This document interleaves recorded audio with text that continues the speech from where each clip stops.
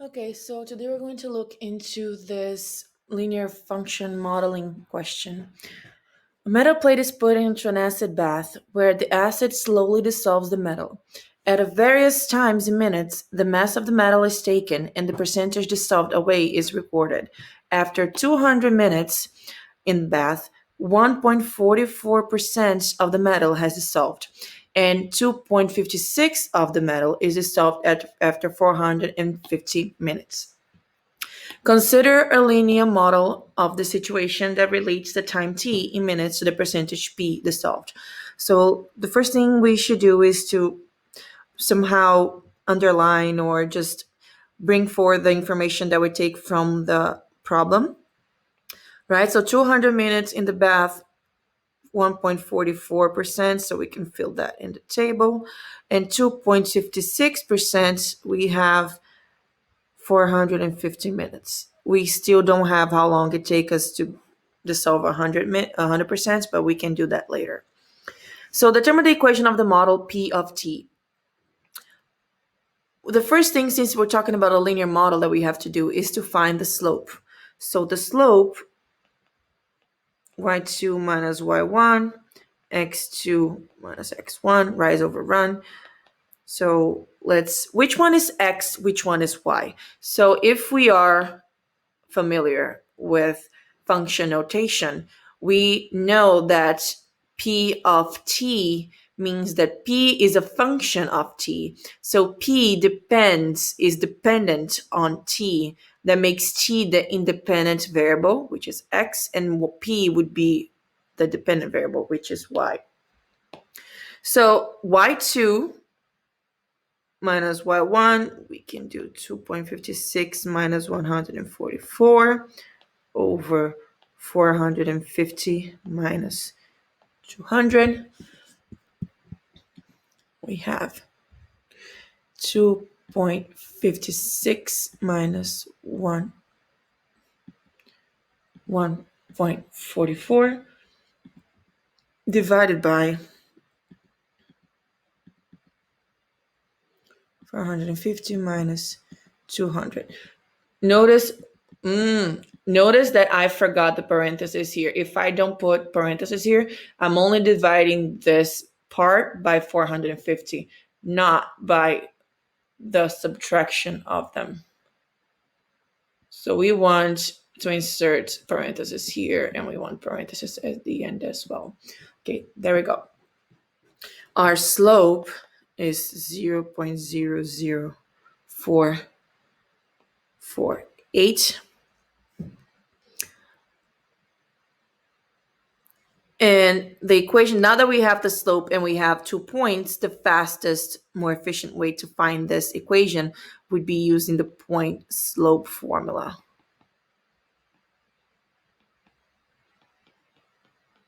So we have y minus, let's just choose 1 point.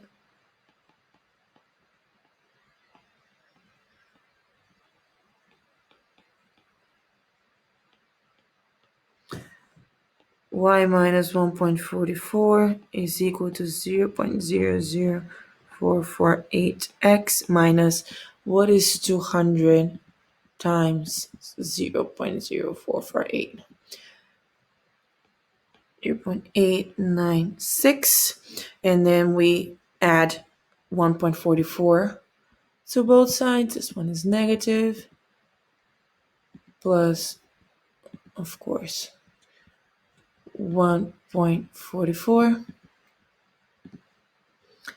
So y is equal to 0.00448x plus 0.544. So our equation is 0.00448t, let's be consistent with notation, plus, so that is our equation. Let's make it clear. That's our answer.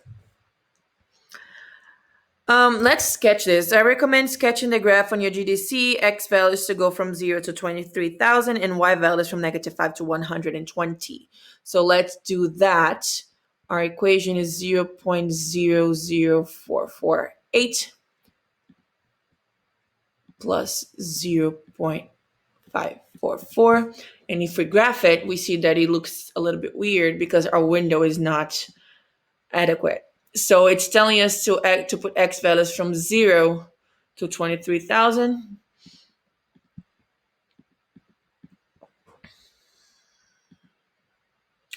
And our y values to go from -5 to 120. If we just change that, let's look. Okay, that looks okay. We could even change the steps so this doesn't look like, so the lines, the axes don't look like that, but that's not really necessary. So this is our reference. This is what our line looks like. It's a line, positive slope. Good. State the value of the slope p of t and explain the meaning in context. So we already found our slope. Our slope is 0.00448. And it's rise over run. So we use percentage per minute. So we did percentage divided per minute. And that is what our slope means. Our slope means that we have 0.0448% of acid, so percent dissolved every minute. So how can we explain this in context? Every minute,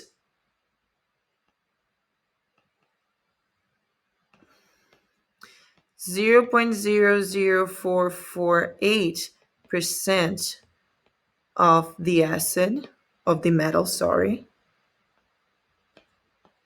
is dissolved. We can also answer this as it's the rate at which the metal is being dissolved. There are many ways to phrase this answer. State the value of the p-intercept and explain the meaning in context. That's y-intercept. We already have that. The value is 0.0544. And in this context, it would be the value of the percentage when time is 0.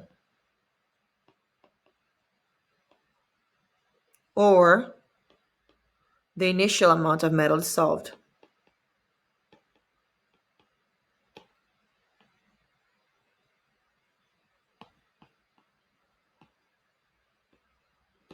Already dissolved in the acid.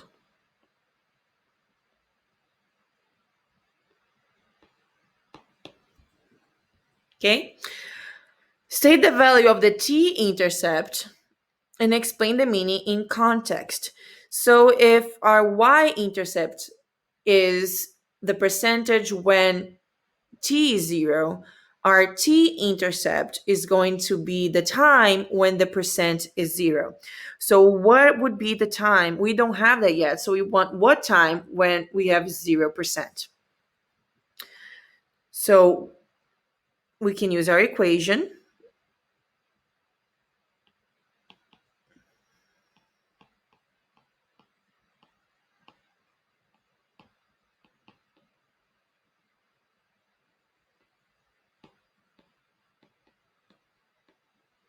And we can solve for t, or we can solve algebraically by finding the zeros of this line, right? So if we want, so let's do both just so we can compare our answers. So this would be negative 0.544 is equal to 0.00448 t. T is equal to 0.544 negative divided by 0.00448, which is equal to negative 0.544 divided by, I don't want to type that again. Let's just click here. Oh, it's not multiply, it's divided by. Okay. We have that it's negative 121.43. Okay. And we can also check our answer graphically. We want the 0 of this line. So second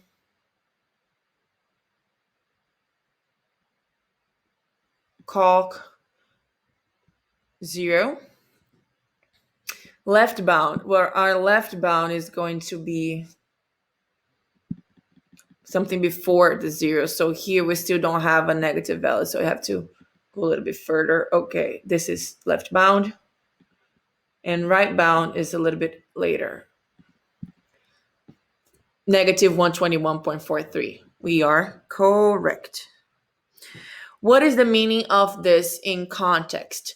The meaning of this would be that in order for us to have 0% dissolved, we have to go negative time. We have to have negative 121.43 minutes before the beginning of this experiment, you would say.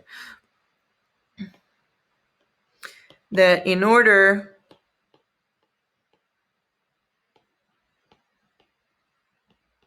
to have 0% of the metal dissolved,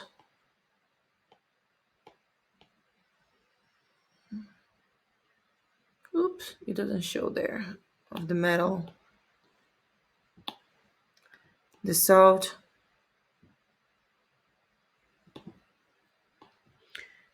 time is negative 121.43 minutes, or 2 hours before experiment. Which doesn't make a lot of sense now, does it? But sometimes that happens. So, with modeling, show that T of 5,000 is, I guess they mean P of 5,000, is equal to 22.9. Interpret this in context. So let's get our formula. Our formula was P of T, our model is 0.00448 T plus 0.544. And we want to show that if T is 5,000, we have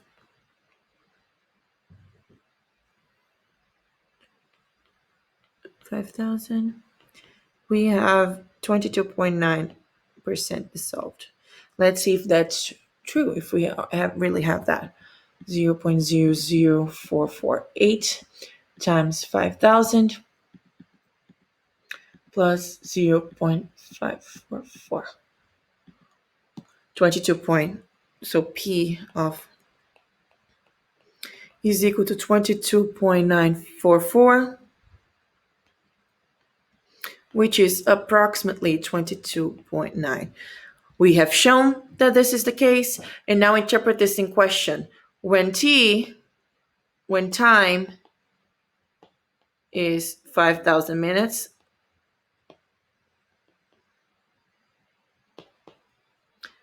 (22.9% of the metal is dissolved.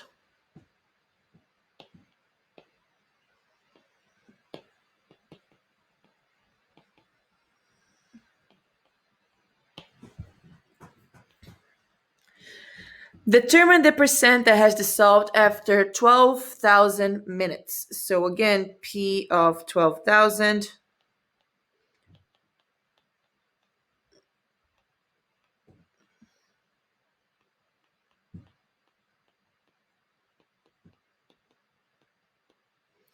we can solve this algebraically like I'm doing right now, and then I'm going to show you another option on how to solve this.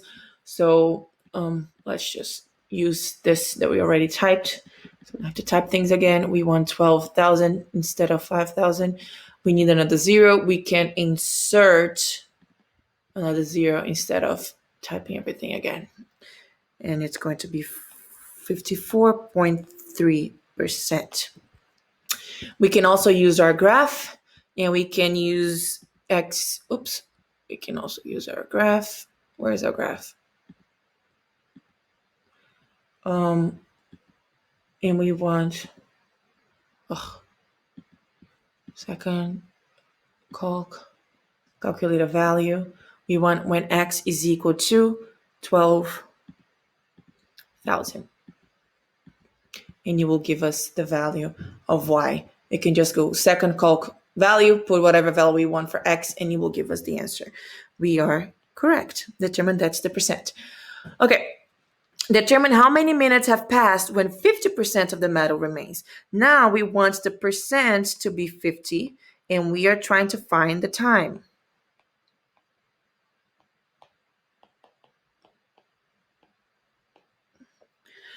The quickest way of solving this is graphically. We want the intersection of these. We graph the left side of the equation, we graph the right side of the equation, and we find the intersection. Intersection between which lines? These two, and the intersection would be t is equal to 11,039. Not 300, 11,039.3 minutes. Okay.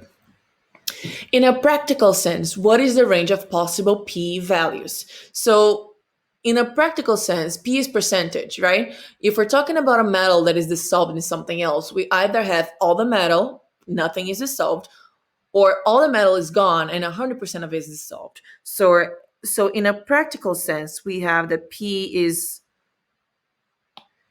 has to be larger than 0 or equal to 0 and smaller than 100%. We either have all metal gone or all metal left. And what is the range? But another way of looking at this that you can also use is that even though we have a possibility of having 0% of the metal dissolved, we know that the initial value is 0.544. So we already have 0.544 dissolved even if we do nothing, even before we start measuring, right? So in a practical sense, we won't get anything smaller than that unless we go into the negative time. So these two answers, if you're justified correctly, would be acceptable. What is the range of the possible t values? Again, so t is time. We can only dissolve 100% of the metal, right? We still didn't fill that in the table, so let's do that now. How long will it take us to dissolve 100% of the metal? So if we change this graph here to now show us what would be 100%. Second calc, intersection. Ooh, quick. I think it's because our window is changed, yes. So this should be until 23,000.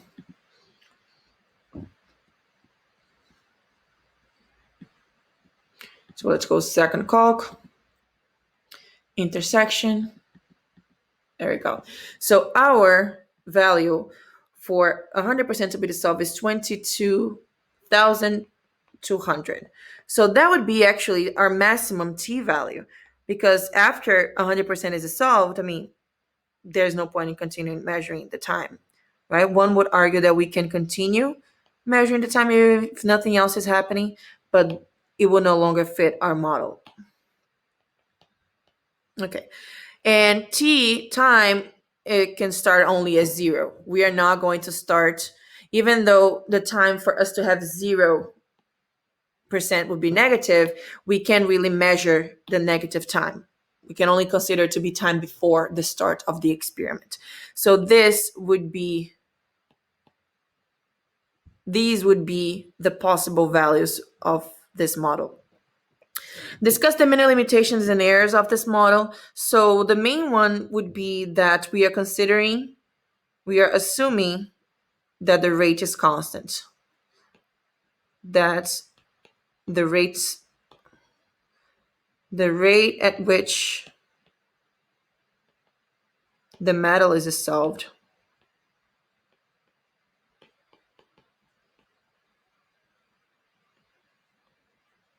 is constant. I apologize for my handwriting. We know as humans that this is not the case. the rate of dissolving metals changes depending on the concentration of metal already in the solution, but it's not something that you are expected to know yet. Just whenever we are approximating a situation to a linear model, we are assuming that the rate of change is going to be constant, and it's rarely the case. So that would be the biggest limitations of the model. Another limitation or error would be possibly initial this initial part of the metal already dissolved in the solution, right? Because we can't really start if there is no metal yet in the solution. Then how come we're already considering some to be dissolved in it, right? So this is a possible error that you can also mention. Question 2. Given points A, B, and C, f of x is a line parallel to segment AB but goes through point C. Sketch the situation. So let us sketch the situation first. I want a straight-ish line.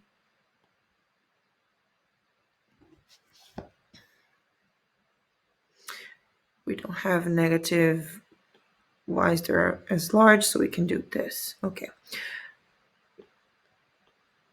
1, 2, 3, 4, 5, 6, 7, 8.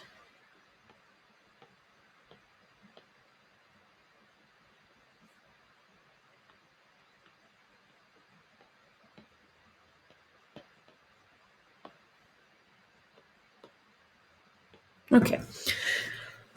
A is 1, negative 2. So 1, negative 2, this is A. B is going to be 4, 7. B is going to be 4, 7.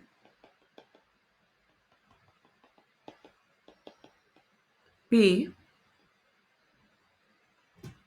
C is negative 3, 5. 2, 3, 4, 5.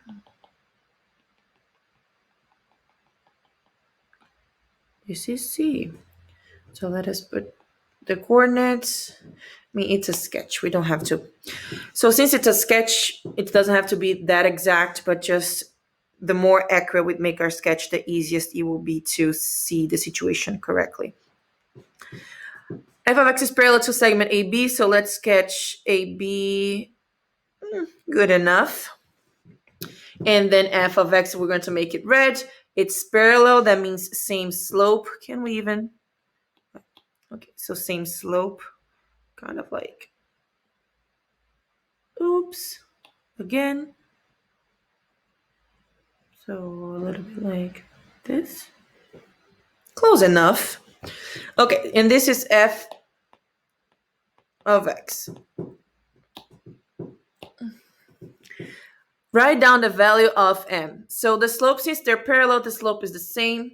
So m, AB, is going to be equal to, so AB, we have y2 minus y1 over x2 minus x1, and AB is going to be equal to 7 minus negative 2. Pay attention to the signs. 4 minus 1. And AB is equal to 9 over 3, or 3. And that is also going to be the same slope of f of x. Determine the equation of f of x. So we already have the slope and we have a point because it passes through point C, and point C has coordinates negative 3, 5. So we have the slope y is equal to to 3x plus b. We want to find b. We have a point that we can plug it in. We can substitute 5 for y, negative 3 for x. 5 is equal to 9 plus b. B, negative 9 plus b. B is equal to 14. So our equation is going to be f of x is equal to 3x plus 14.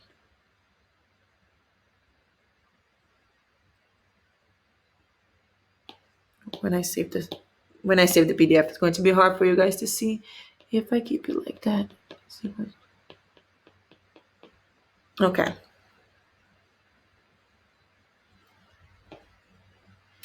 Determine the x-intercept. So the x-intercept, they are already giving you a clue that the y-coordinate is 0. We have the equation now. So 0 is equal to,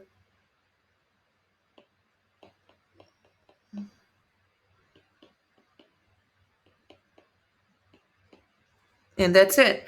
If you keep it as a fraction, it's even more accurate. Because if we convert this to a decimal, we're going to have to make approximations, right? For E, they are once again telling us that the x needs to be 0, and we already have the equation. So we know that the y-intercept is just 14 because that's B. No, sorry. Yeah, 14. Now for F. Given that g of x is negative, parenthesis x minus 3, parenthesis 5 minus 2x, close parenthesis, minus 11, solve g of x is equal to f of x. So you can, if you want to, solve this algebraically. By all means, go ahead. But you were given a calculator that can solve this for you quickly and effectively. This is not going to make it easy for you to see. So let's bring it over here. So we have a calculator, and the easiest way to solve something like this in the calculator would be to graph. So let's just write what we are graphing here.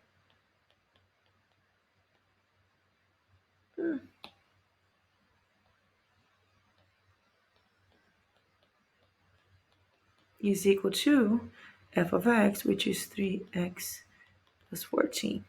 Okay? 3x plus 14. Now, I can simplify this if I want to simplify it and then solve it algebraically, or even before I graph it, I can try to simplify this side to make it something that I recognize it before I graph it. The problem with that is that by taking these steps before I graph it, I'm adding more steps that I can make mistakes on. So the best thing to do in this case is just graph it as is. So let's do that.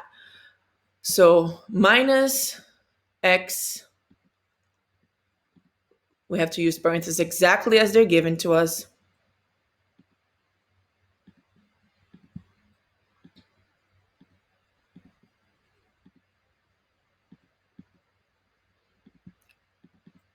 That's g of x, and f of x is 3x plus 14. Of course, the lines look really weird. Our windows are crazy right now because of the modeling. So let's make it something a little bit more sensical. We can do like until 20. And this one can be until 20 as well. Okay, let's graph. Okay, that looks a lot better. And now we can just find the intersection. So x is equal to -1. Our solution is -1, 11.